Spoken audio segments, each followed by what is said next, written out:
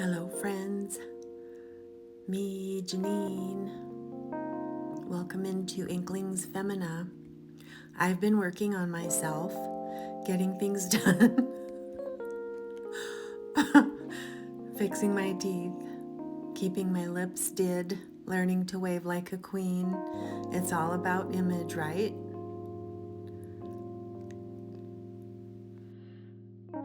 Just kidding. Image is everything. What have you been up to? How are you doing? We're supposed to take a drink of something. This is the only thing I bought on the trip I went on this past long weekend with the fam and a bunch of friends, so that I can try to drink a lot more water. So this Colorado girl went to Moab, Utah. Okay, next.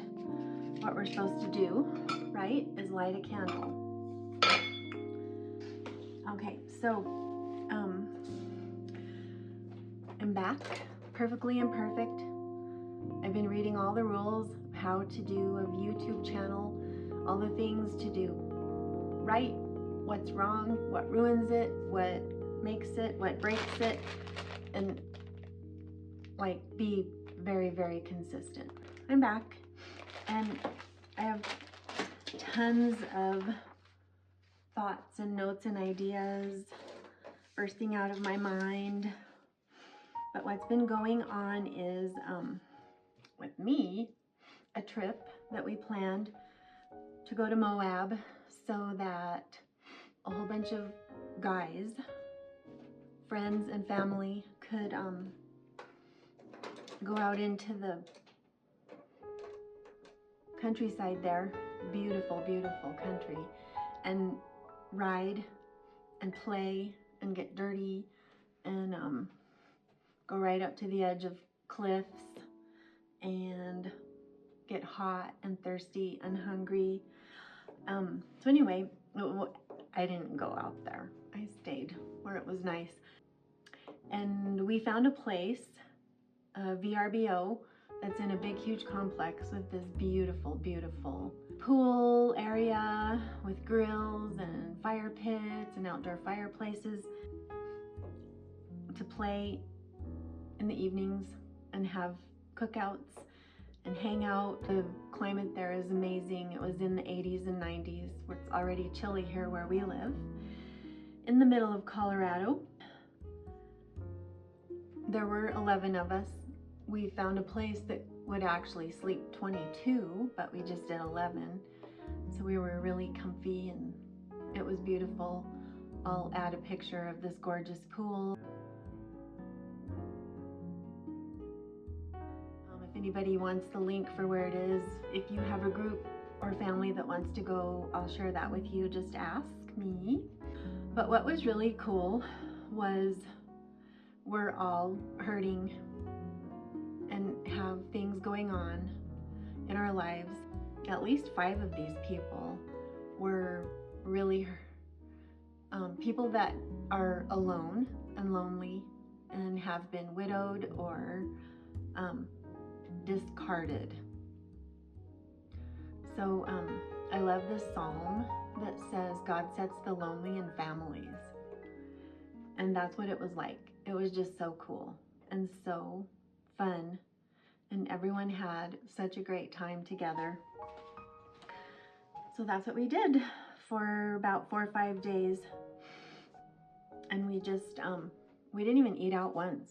We were able to just use these kitchens in these beautiful places, and also the cookout areas out by this beautiful pool, and just be together and eat together and cook together and play together. So it was really neat. So that's what's been going on this week with Pudge. You can call me Pudge. That's from a movie. Tell me if you know what it's from. And then at the last part of that trip, which ended last night, I ended up driving alone over a beautiful pass that brings us home. and it was the golden hour, and the colors were absolutely magic, and the moon was coming up. It's almost full. Anyway, it was just magic. It was golden. It was magic. It was beautiful and wonderful. So I've been thinking about all these thinks that I would like to think and be part of this great conversation here on Inklings Femina for women and girls who love the Lord and His true word. And so I am here this time for a quick, brief, hopefully, who and why. And one of my sisters tells me I wear my heart on my sleeve. Absolutely, I do. And so I'm going to continue. I feel like the world is so scary and such a mess, and every other belief system gets to promote their stuff nonstop, 24/7, like a fire hose. And as Christian women, we need to and should. And when we don't, this is what we get. What the world is right now. Tomorrow is our 42nd anniversary. I'll add a picture of us when we were young. When this adorable guy moved in, his family, and he moved in half a block away from our big, beautiful Victorian downtown where we still live. I mean, we live up out of town now, but grew up here pretty much, raised our kiddos here, and now most of our grandkiddos are being raised near here at least. So anyway, tomorrow's our 42nd anniversary. 42 years.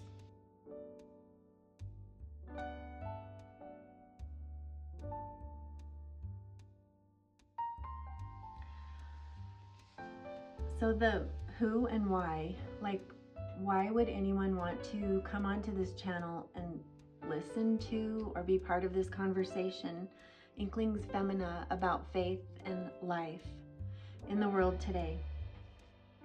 And just briefly, I thought then I should go ahead and say who I am and why I'm here, why I'm doing this, even if it just helps one person. Hopefully it becomes a little bigger than that, but we'll see. So I was born in Colorado, and I'm part of a family of 6 girls, and I was saved. God quickened my soul when I was 4. I'm right in the middle. I'm the compliant middle child, if there's a middle of 6.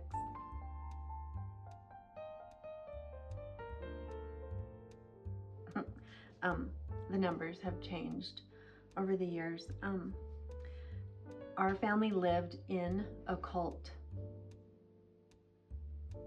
There was a whole bunch of families living in one big, huge place, and there was a ringleader, and he turned out to be a fraud, but it was a supposed Christian fellowship that turned out to be a cult. And there were different people that came and went, speakers and missionaries and different things. And I vaguely remember standing in a line outside, and someone was going down the line, kind of speaking over or praying over everyone. And I don't necessarily believe in that, except I think that that's when God quickened my soul and made me alive in Him, which is the only way that it happens. It's never of us. It's never works. And He's the one that provides the salvation, the faith, the obedience, the redemption, the sanctification. So I've been a believer and never looked back for 56 years now.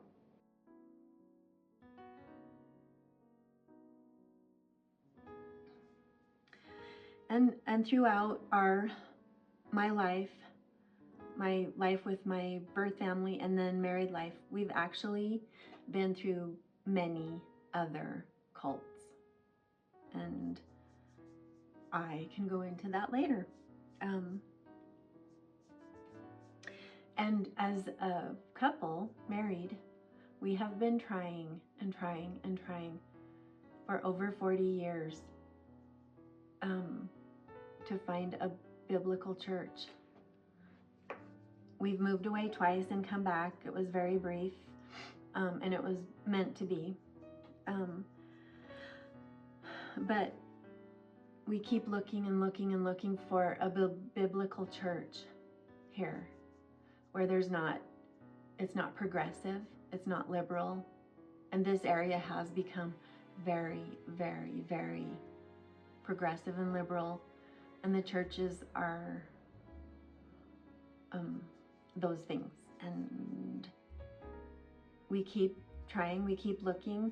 We actually went through a systematic theology that was from Ligonier Ministries and R.C. Sproul with a bunch of other families when we were all homeschooling, and it took us 2 years to work through this systematic theology, which is Reformed, biblical.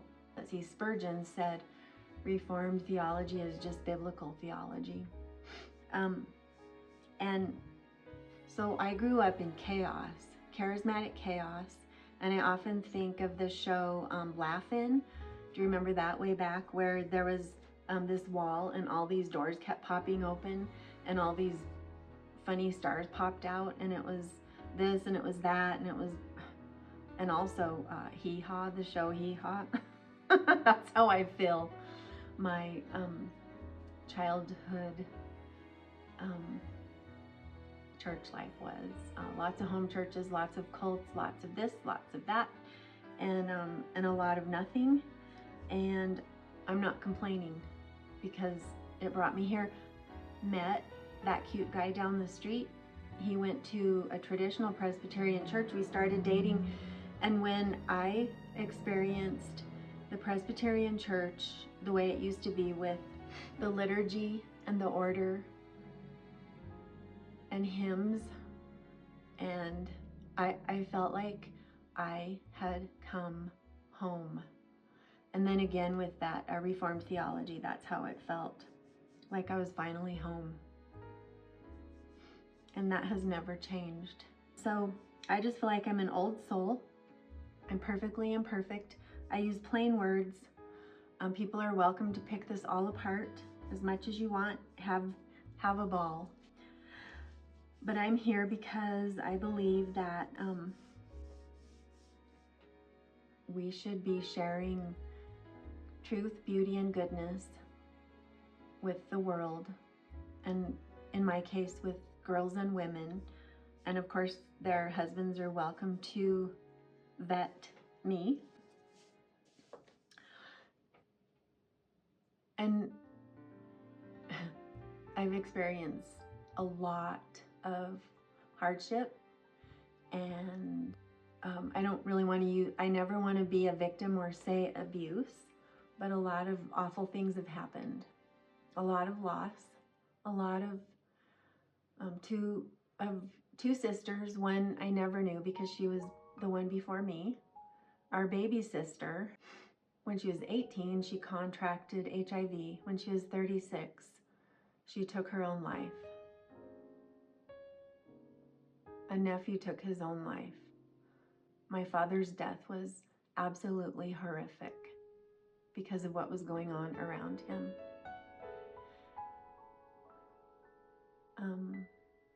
And there have been other losses and deaths, and most recently our oldest son. And the details of that are too horrific for here and now. That will come later, but it's horrible. So we're in the first, we're still 18-ish months out from that, 20 months. And so, still never looking back, never doubting God.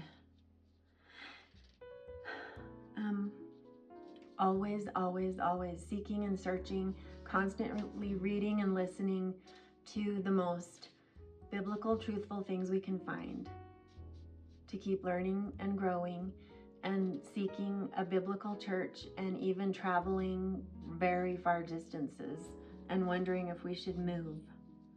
But so far, we don't feel led to move.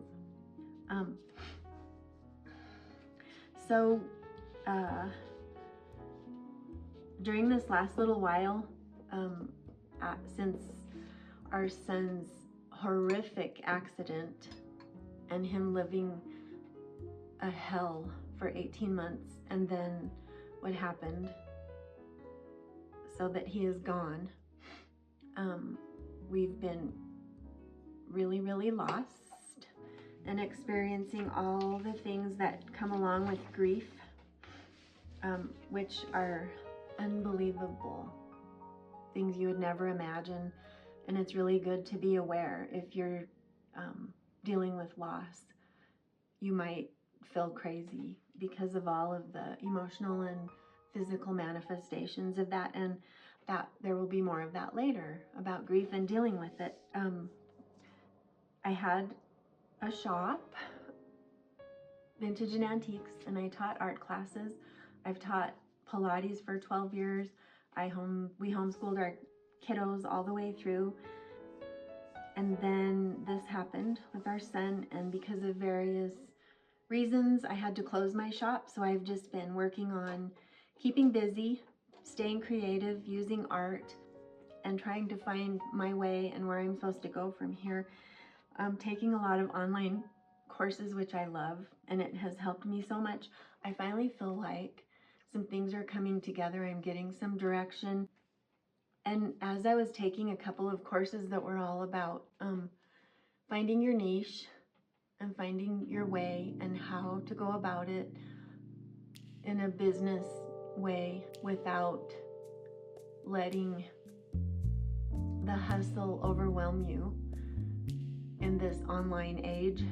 And I was really like lost and wondering and struggling, and finally one day I was kind of like trying to funnel everything down into what I am and what matters, and I realized what is non-negotiable to me is my faith. And so it has to be an integral part of my business, whatever that's going to be. I have created an online course, mini course, that I forced myself to create in the midst of all of that horrible grief and loss. And I've created my other YouTube channel, and I'm going to and have a lot of free tutorials.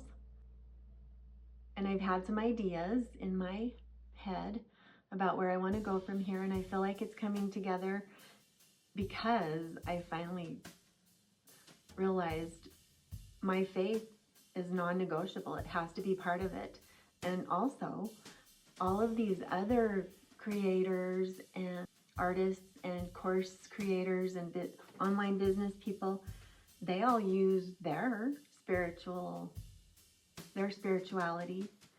whether it's New Thought, New Age, or really unfortunate forms of so-called Christianity.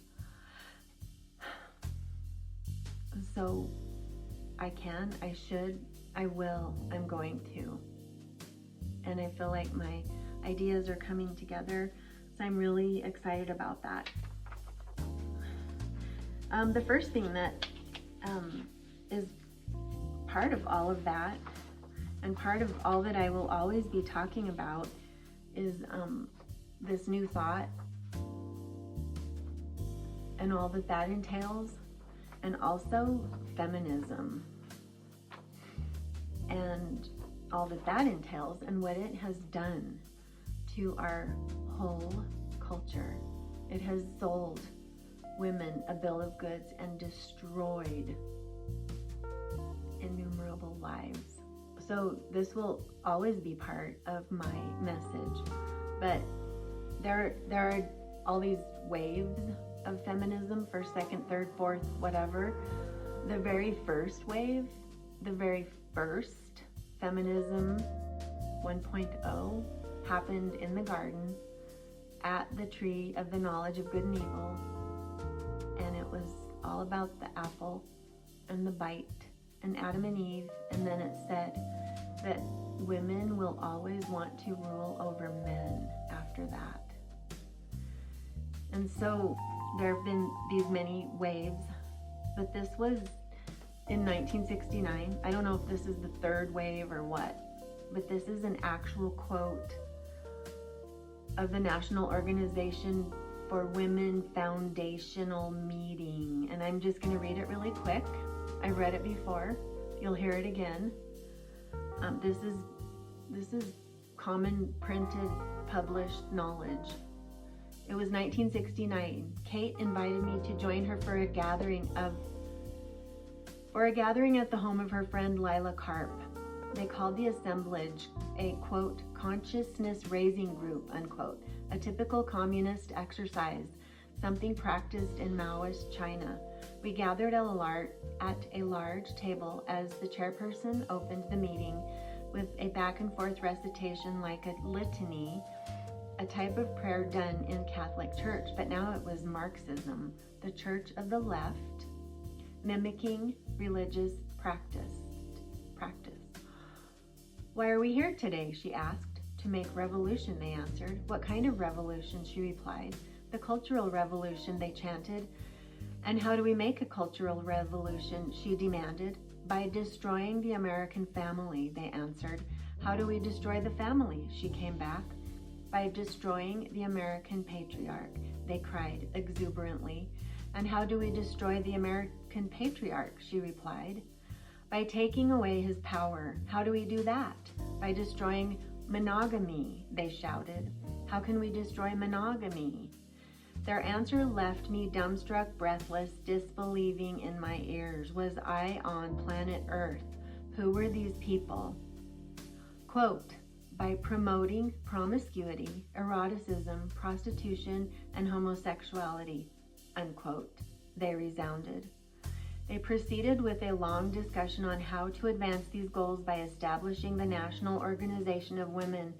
It was clear they desired nothing less than the utter destruction of Western society. The upshot was that the only way to do this was to invade every American institution. Everyone must be permeated with the revolution, the media, the educational system, universities, high schools, K through 12, school boards, etc. I would add the church, libraries, etc., the judiciaries, the legislatures, the executive branches. And they did it. It's done. We're reaping the horrible consequences of all of this. She said, it fell on my ears as a ludicrous scheme, as if they were a band of highly imaginative children planning a Brinks robbery, a lark trumped up on a snowy night amongst a group of spoiled brats over booze and hashish. And so we're living this every day, all day long. In our families, destroyed lives.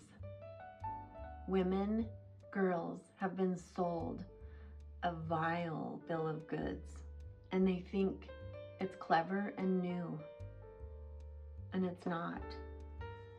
It's all from the enemy of our souls.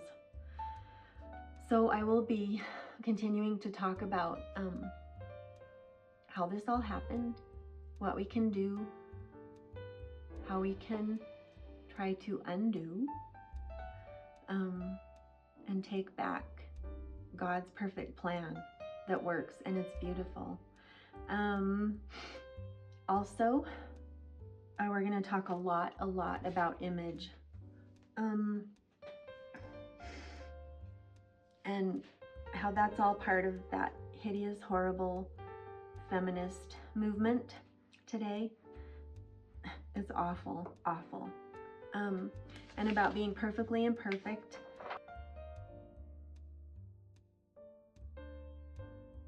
And about what really matters as far as our worth. And I love this quote. I've read it before. I'll probably read it again as well. It's in The Velveteen Rabbit by Marjorie Williams, about image. It's in pretty far into the story. Please, please, please, if you haven't, read or listen to The Velveteen Rabbit. But there's a little conversation going on, and it starts like this. Real isn't how you're made, said the skin horse. It's about a bunch of toys. It's a thing that happens to you when a child loves you for a long, long, long time, not just to play with, but really loves you, then you become real. Does it hurt? Asked the rabbit. Sometimes, said the skin horse, for he was always truthful. When you are real, you don't mind being hurt. Does it happen all at once, like being wound up? He asked, or bit by bit? It doesn't happen all at once, said the skin horse. You become. It takes a long time. That's why it doesn't happen often to people who break easily, or have sharp edges, or who have to be carefully kept. Generally, by the time you are real, most of your hair has been left off, and your eyes drop out, and you get loose in the joints and very shabby. But these things don't matter at all, because once you are real, you can't be ugly except to people who don't understand. And today, there's so much shaming about image and grooming and guilt and cruelty.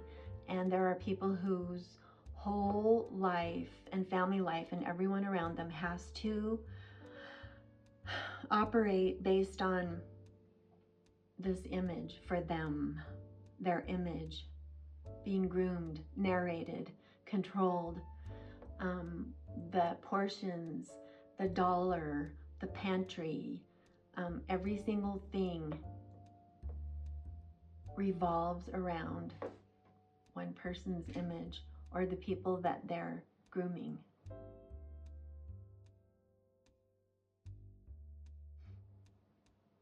And you're shamed if you aren't the perfect weight or shape or size, if you have fat fingers,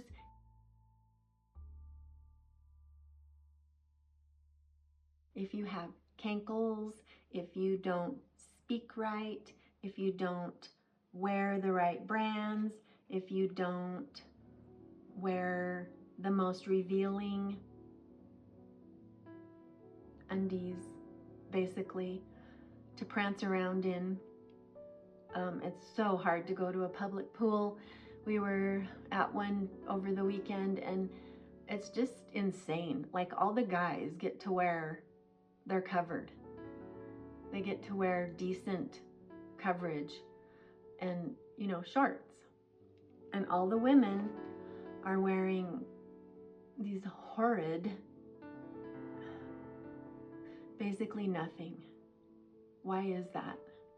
And even in town, down at the river, where we have really fun beaches and river walks now, why is that? And really, if you're having a family over for dinner, would you answer the door like that? Would you greet friends and family in the skimpiest possible underwear? So anyway, that's something that I won't stop talking about, will not, and what it's doing to people, women, girls, men, boys, everyone, what it's doing. The last part of this, which is what will be coming up on this Inklings Femina channel, whether or not I only ever help one person or a bunch of people. Things that I'm going to cover, hopefully in this order, are, is there truth, and can we know it? And then the next one is thoughts on the Bible, a Bible, having a Bible, why, what it is, and which ones are not Bibles and they're really dangerous. Modesty. always. And then about the new thought, I've talked about it some, new thought, but all of this navel gazing and 8 billion separate little realities that expect everyone to make them happy. Red flags as believers, as believing Christian girls and women. Red flags, constantly pray for them, ask for them, what they are, where to find really good resources. I did a vlog on that, so hopefully if you haven't seen that, you will. What about the really ugly things in life? Are we just supposed to shush?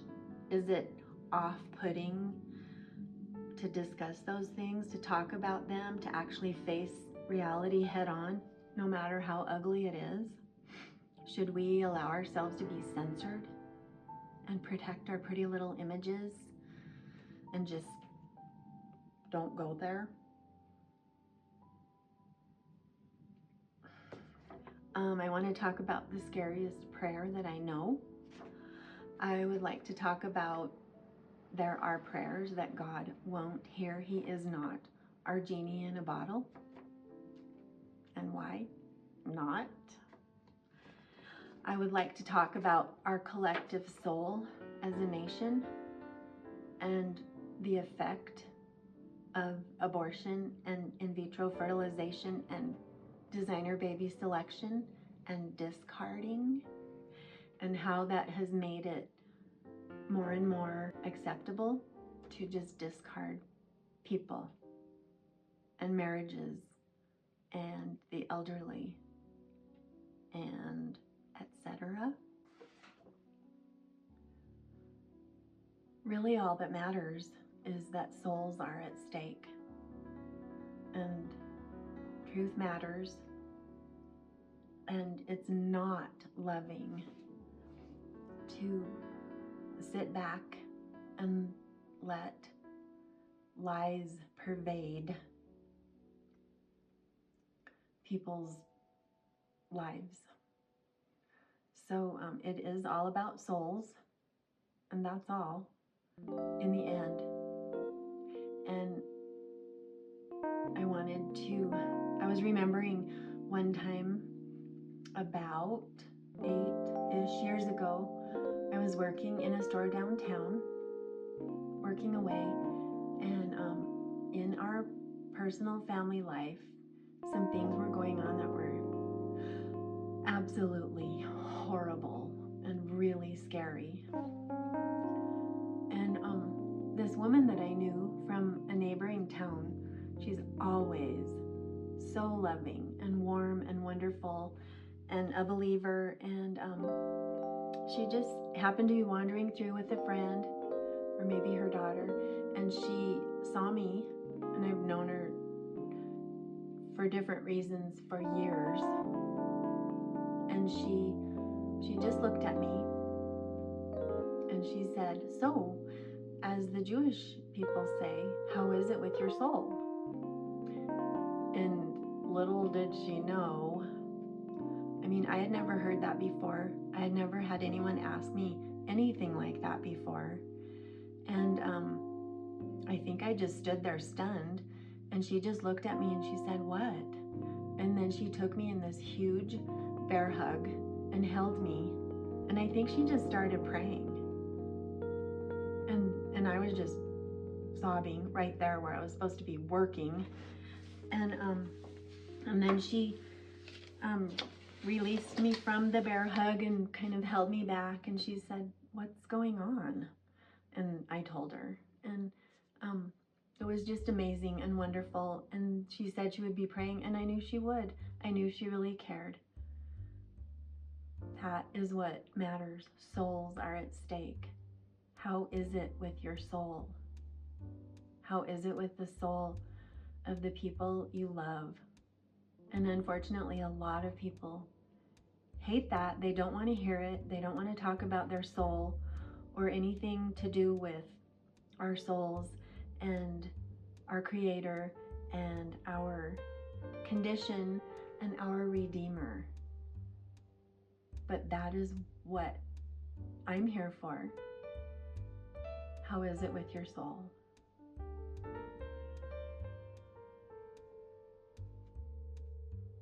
And so I'm going to add screenshots of some really good scriptures, the fruits of the Spirit, the Beatitudes, and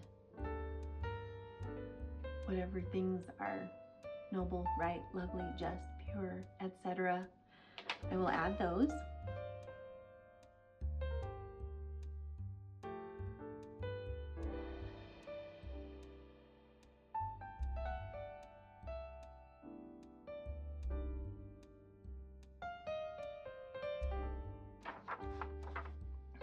And I wanted to add a beauty hack, a beauty and health hack.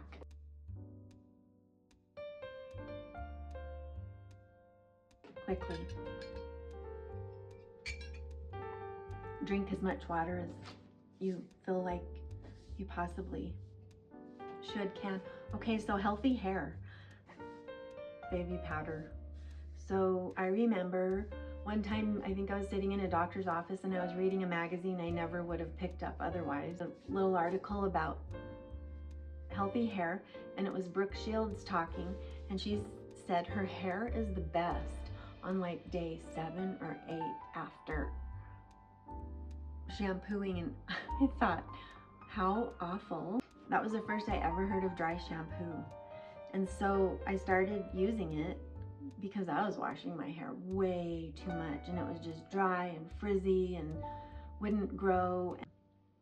So I started using dry shampoo, and there's all kinds. There's good kinds and I think a lot of bad kinds. But it really does help you make it longer between washings. But it's talcum. And I was watching all of these lawsuits and all these warnings and stuff about baby powder and all the women's talcum powders and cancer causing and stuff. And I thought, well, this doesn't make sense because I know that dry shampoo is mostly talcum and people are putting it right on their scalp right next to their brain. So baby powder is made with cornstarch.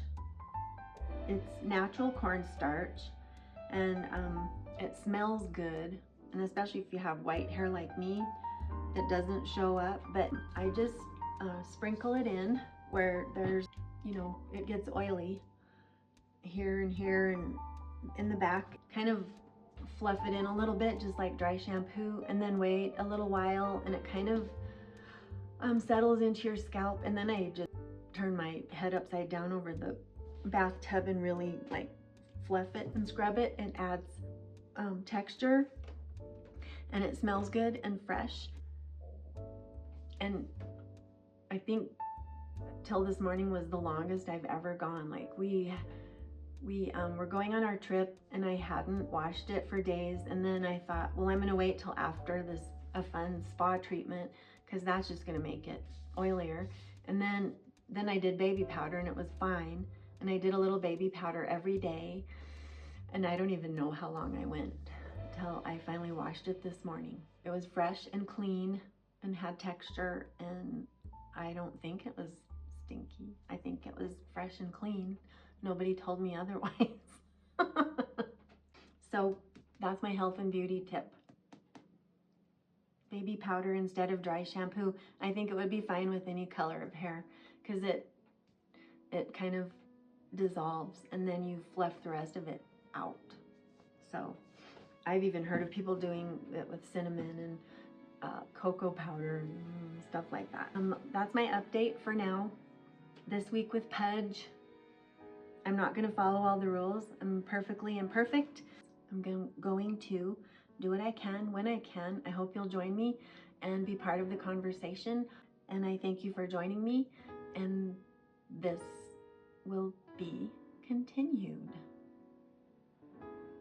Have a great week.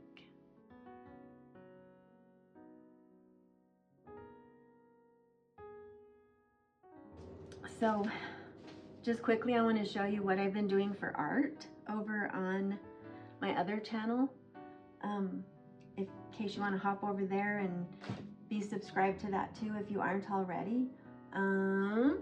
taken these really fun classes where I'm trying to learn to do big, bold, decisive brush strokes and not henpeck paintings to death. And I'm learning, I'm getting there. This is a fun one I did the other day. Big, bold, decisive brush strokes. This one was a little more henpecked than it was supposed to be. You're not supposed to be doing all kinds of dabbing. At least I don't want to, and I'm trying to learn not to. I do not do realism. Here's another one. I don't love it. I love the jar. I love a lot. I just did way too much dabbing on the tulips. So those are really fun. Those are Allie K courses. And then one of the courses I did about finding your niche and style and how to move forward with your art was Wendy Brightbill. And the first 10 people to sign up for this course got to receive one of her palettes. Look at this. Ah! Isn't it gorgeous? Gorgeous. Her art is really bright and wonderful and fun, like this. She was an artist before, but then she had an accident and a brain injury, and then her art really exploded into bright, beautiful, colorful art and success. She even put all the colors on the back. So that's gonna go on the wall up there, isn't it? Isn't it wonderful? And then the other course that I love, and I'm starting my 4th year, is Fodder School, and it's all year long, and it's a different instructor every year. And I have been able to do the Fodder School hop each year, which is a YouTube hop where you can see a lot of artists show what they did throughout the year. And so I did the Fodder School hop again, and these are fun portfolios we made. These are fun tiny houses we made. Isn't it beautiful? I don't know if that's focused. All kinds of fun. So if you want to jump over to my other channel, Lost Arts with Janine, and the fodder hop is fun, and I've done it for 3 years. I made this tin full of all of these. They're like postcards. Some of them did them and called them affirmation cards. I don't believe in that unless they're biblical. So I did like postcards. Hang on. Oh, this was another part of the fodder school. One of the courses was to make a inspiration board or a mood board. Some people do vision boards, and that's also a dangerous practice. But this is an inspiration board. It's kind of everything in your life that inspires you. And so this was fun. That's it for this time, friends. Can't wait to see you next time. Take care. Have a good week.